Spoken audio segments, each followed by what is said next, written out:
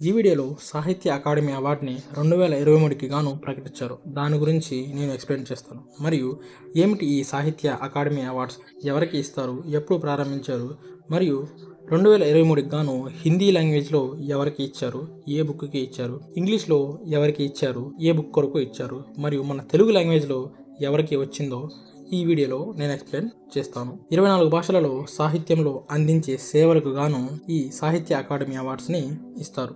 సాహిత్య academy award 2023కి గాను 2024లో ఇస్తారు. 'ముజే పెహచానో' అనే హిందీ నవలకి సంజీవ్ గారికి సాహిత్య అకాడమీ అవార్డు వచ్చింది. ఇది హిందీ కేటగిరీలో హిందీ లాంగ్వేజ్కి గాను వచ్చింది. 'రిక్వీమ్ ఇన్ రాగా జానకి' బుక్కి నీలం సరన్ గౌర్ గారికి ఇంగ్లీష్ కేటగిరీలో ఇంగ్లీష్ లాంగ్వేజ్కి గాను ఈ సాహిత్య అకాడమీ అవార్డు లభించింది. ఇక మన తెలుగుకి గాను 'రామేశ్వరం కాకులు మరికొన్ని కథలు' అనే షార్ట్ స్టోరీ బుక్కి తెల్లబజుల పతాంజలి శాస్త్రి గారికి ఈ సాహిత్య అకాడమీ అవార్డు లభించింది. ఈ అవార్డ్స్ని ఎక్కడ ప్రకటించారు అంటే సాహిత్య అకాడమీకి 70 సంవత్సరాలు పూర్తయిన సందర్భంగా సాహిత్యోత్సవ్ అనే ఒక ప్రోగ్రాం జరుగుతుంది. దానిలో ఈ అవార్డ్స్ని ప్రకటించారు. ఈ సాహిత్యోత్సవ్లో ఈ అవార్డ్స్ని ప్రకటించారు. ఈ సాహిత్య అకాడమీ అవార్డుతో పాటు ఏమి ఇస్తారు అంటే ఒక తామ్రపత్రం, ఒక షాల్వ్ మరియు 1 లక్ష రూపాయలు ప్రైజ్ మనీ దీంట్లో ఉంటుంది.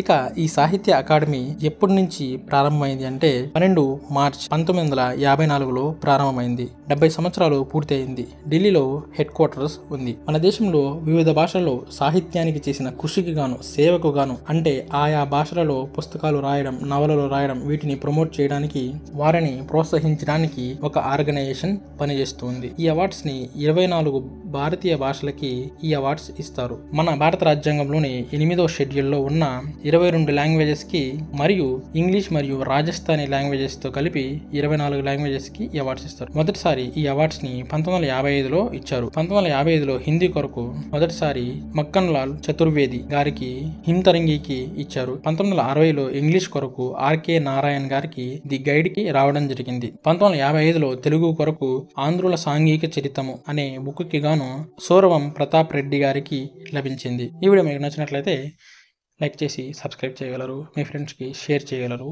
Thank you.